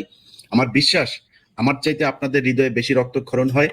আপনারা নিজের চোখের সামনে থেকে দেখে এসেছেন জেলখানার সেই কষ্টের সময়গুলো। আপনাদের সেই বন্দী ভাইদের মুক্ত করার এই যুদ্ধে আপনারা অবশ্যই আমার সাথে থাকবেন। আমি আপনাদের সাথে আছি, আপনারা আমার সাথে না, আমি আপনাদের সাথে সবসময় আছি। যে কোনো পরিস্থিতিতে যে কোনো ঝুঁকি নেওয়ার জন্য আমি প্রস্তুত। ইলিয়াস ভাই, আমি তো এক মিনিট জি, একটু অনুমতি চাই। হ্যাঁ, এখানে ভয়ঙ্কর বিষয় যে কত ব্যবসায়ীকে জঙ্গি বানানো হয়েছে, ব্যবসায়ীদেরকে, একদম নিরেট ব্যবসায়ী, কোনো পলিটিক্স করে না, এরকম একজন মিলন, এরকম একটা মামলা আমি ফেস করেছি চিটংয়ে। সকালবেলা তার 10 দিনের রিমান্ড চাইছে, তার নিয়োজিত আইনজীবী ভয়ে বলছে 5 দিনের রিমান্ড দিয়ে দিবে। আমি ওই মামলা এনগেজ ছিলাম না, হঠাৎ করে ওই কোর্টে আমি থাকাতে এটা মোকাবেলা করে রিমান্ড বাতিল করেছি। সাথে সাথে জিআরও সেকশন থেকে এসপি কে জানিয়েছে, এসপি আবার ওই আইউকে থানা থেকে কল করে, মিরসরাই থানা থেকে কল করে ও হোন্ডা দিয়ে রওনা দিয়েছে। পেশকার বললো যে তো এখন আইউ আবার আসতেছে আরেকটা পিটিশন নিয়ে, একই দিন এই রকমের ঘটনা ঘটেছে। ম্যাজিস্ট্রেটে রিমান্ড বাতিল করে বিপদে পড়েছে ম্যাজিস্ট্রেট। এরপরে বিচারকদেরকে কি পরিমাণ থ্রেডে রাখা হয়েছে। আমাদের সম্মানিত বিচারকরা সবাই যে কারাপ্টেড এমন না, কিন্তু থ্রেড থেকে এমন অবস্থা করছে। এটা আমাদের, আমি একটা কথা বলবো, আমাদের যে আন্দোলনের প্যাটার্ন ছিল, আমাদের যে জামাত বিএনপি সহ অন্যান্যদের অনেক ত্যাগ আছে, কিন্তু আন্দোলনের প্যাটার্ন এমন ছিল, আমাদের এলাকায় আমরা বলি যে তেয়ান্নে বৃষ্টিতে ঘাস হয় আর প্রচন্ড বৃষ্টিতে চাষ হয়। তো আমাদের তেয়ান্না বৃষ্টি শব্দটা বুঝতেছেন, থেমে থেমে বৃষ্টি, কদিন পর পর বৃষ্টি, কদিন পর পর আন্দোলন, আমাদেরকে রসাতলে নামিয়েছে, ধ্বংসের শেষ সীমায় নামিয়েছে। তো সেখানে আমি বলবো মিলন ব্যবসায়ী সহ তাকে হোলি আর্টিজানে ঢুকেছে, মিরসরার একজন নিরীহ ব্যবসায়ীকে। তারপর আমার সহোদর পরীক্ষা দিচ্ছে, এই সেমিস্টার পরীক্ষা দিচ্ছে চট্টগ্রাম ইসলামী বিশ্ববিদ্যালয়ে, পরীক্ষার সময়ে ঢাকাতে একটা এই জঙ্গি যে বানোয়াট নাটক ঘটেছে, সেখানে এখান থেকে নিয়ে গেছে ঢাকায় নিয়ে গেছে, এখান থেকে পরীক্ষার হলে এই অবস্থা থেকে। মৌলানা নুরুল কবির সাইদি সাহেবের মুক্তি চেয়ে শুধুমাত্র আবেগে মনের টানে এত বড় একজন মাওলানার জন্য একটা মুক্তি চেয়ে ফেসবুকে এক লাইন লিখেছে, সেখানে একজন গ্রামের একজন বদমাইশ ডাকাতকে দিয়ে বাদী করায় মামলা করে তাকে জেলে ঢুকিয়েছে এবং সে মারা যেত জেলে, ভাগ্য ভালো আল্লাহ তাকে সাহায্য করেছেন। তারপর আমি যে কথাটা বলতে চাইবো, এই যে এখানে শেষ না, আমাদের যে ওরা যে গণতদন্ত কমিশন করে গাদানি কমিটি, আজকে গাদানি কমিটির প্রত্যেক থানা পর্যায়ে পর্যন্ত কমিটি ছিল, এরা কোথায়? এই জন্য আলেম সমাজের উচিত, জামায়াত ইসলামের উচিত, জামায়াত ইসলামের আমির মাওলানা শফিকুর রহমানের এই যে ছেলে ডাক্তার রাফাত, আপনারা জেনেছেন তাকে জঙ্গি বানিয়েছে, বিরাট জঙ্গি বানিয়েছে, তাকে আমরা জামিন করতে পেরেছি এই স্বৈরাচার পতনের পর। কিন্তু যে ক্ষতি হয়েছে সেই ক্ষতিগুলো ক্ষতিপূরণের জন্য রাষ্ট্রের কাছে একটা হিসাব করে একটা এই দাবি করা উচিত। আমি বলবো এটা একজন ব্যক্তি, একজন ক্ষতিগ্রস্ত ব্যক্তি পারবে না, এটা সাংগঠনিকভাবে হেফাজত করুক, জামাত ইসলামী করুক, বিএনপি করুক এবং অন্যান্য ইসলামী দল ও সংগঠনগুলো করুক, ক্ষতিপূরণ দিতে হবে। এখানে আরেকটা বিষয় বলি, এমন মামলা আমরা দেখেছি, একদল তরুণকে বিভিন্ন জায়গা থেকে ধরে এনে একটা দল করা হয়েছে, মানে একটা গ্রুপ করা হয়েছে, তারপর কিছুদিন তাদেরকে আটকে রেখে প্রত্যেকের দাড়ি লম্বা করা হয়েছে, তারপর তাদেরকে হঠাৎ করে আবিষ্কার করা হয়েছে র্যাবের মাধ্যমে অথবা অন্য গোয়েন্দা সংস্থার মাধ্যমে অথবা কাউন্টার টেরোরিজম ইউনিটের মাধ্যমে করে কি করেছে, সামনে ভয়ঙ্কর মারণাস্ত্র দিয়েছে, আধুনিক মারণাস্ত্র, রাইফেল, বিভিন্ন রকমের গ্রেনেড ইত্যাদি দিয়ে ছবি তুলেছে। কিন্তু এই নাটক করার পর তারা ভুলে গেছে তারা তো মদও খাইতো নাকি, আমি জানি, আমি নিজেও অপহরণ হয়েছি আমি দুইবার গুমের ভেতর থেকে আল্লাহ আমাকে বাঁচাইছেন। তো আমাকে ওসি প্রদীপের হাতেও তুলে দেওয়া হয়েছিল, এই যখন সে পাঁচলাইশ থানার ওসি ছিল। তো আমি যে কথাটা বলতে চাচ্ছি, এগুলো আমরা ফেস করেছি, এরকম ভয়ঙ্কর মিথ্যা মামলা। ওই যে টেবিলের উপর যে অস্ত্র দিয়ে যে যুবকদেরকে শো অফ করা হয়েছে, নাটক করা হয়েছে, কিন্তু মামলাতে কোনো অস্ত্র উদ্ধার নাই, এটা মারাত্মক। তাদেরকে যে মামলা দিছে ওই মামলায় কোনো অস্ত্র উদ্ধার নাই, মানে ওই অস্ত্র তো আবার আরেক জায়গায় দেখাইতে হবে, ওই অস্ত্র দিলে তো সিজার লিস্টে তো রাখা যাবে না। হ্যাঁ, তাহলে এখানে কেন্দ্র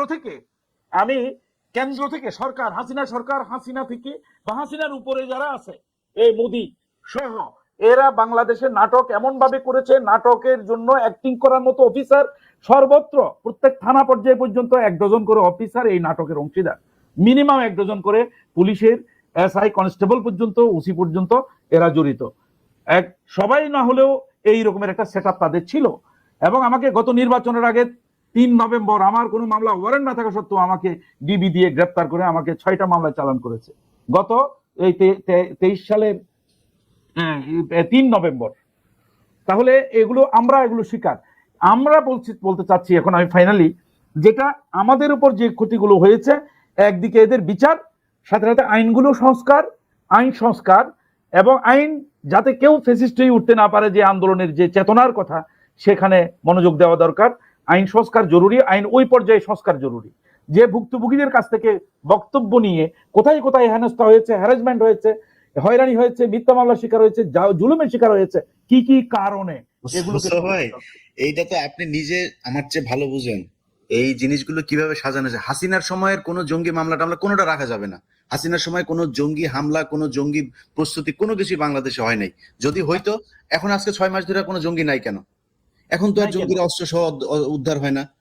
হ্যাঁ, এখন তো মানে মাদ্রাসায় বোমা বানানো হয় না, কই এখন তো কিছু নাই। সো হাসিনার সময় বিডিআর মামলা থেকে শুরু করে যে মামলা, কোনো মামলায় চলবে না। যদি কোনো ব্যাপারে যদি তাদের তদন্ত করতে হয়, নতুন করে মামলা করুক, নতুন করে তদন্ত। এখনকার প্রশাসন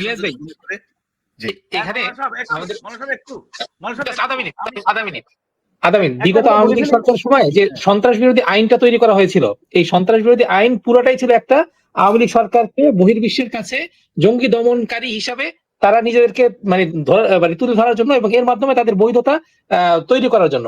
এটা পরিষ্কার। এটা যেহেতু আজকে পরিষ্কার হয়ে গেছে, সুতরাং এই সন্ত্রাস বিরোধী আইনটা কেন এখনো বাতিল করা হচ্ছে না? এই সন্ত্রাস বিরোধী আইনটা যদি বাতিল করা হয়ে যায়, তাহলে এই যে 5,000 যারা ভিতরে আছে এবং যারা ইতিপূর্বে জামিন হয়েছে, মামলা হাজিরা দিতে দিতে প্রতি মাসে তাদের অসংখ্য টাকা এবং হয়রানি হচ্ছে, এই লক্ষ লক্ষ মানুষ এবং পরিবার এই একটা মাত্র এই কালো আইন, সন্ত্রাস বিরোধী কালো আইন, এই আইনটাকে অনতিবিলম্বে যেন বাতিল করা হয় এবং এই আইনে যারা গ্রেপ্তার হয়েছিল তাদেরকে যেন মুক্তি দেওয়া হয়, এই দাবিটা আমাদের তুলতে হবে। তাহলে অনেক নিরপরাধ ব্যক্তিরা এই জুলুমের থেকে বাঁচতে পারবে। মোস্তফা ভাই, জি, এখানে যেটা যে ব্লগার গুলো হত্যা করা হয়েছে, যে আপনি জানলেন যে ওকে হত্যা করা হবে, আপনি আমেরিকা থেকে জানলেন, আমরাও এখান থেকে জানতেছি যে অমুকের উপর অমুককে বেশি উপরে এনে এমন ভাবে ক্রাশ করবে এবং এই দায়টা দেবে ইসলামিস্টদের বিরুদ্ধে। এবং ইসলামোফোবিয়া যেটাকে বলা হচ্ছে, যে সেটাকে আমাদের বাংলাদেশে এই ফেসিবাদ কায়েমের জন্য হাতিয়ার হিসেবে ব্যবহার করেছে।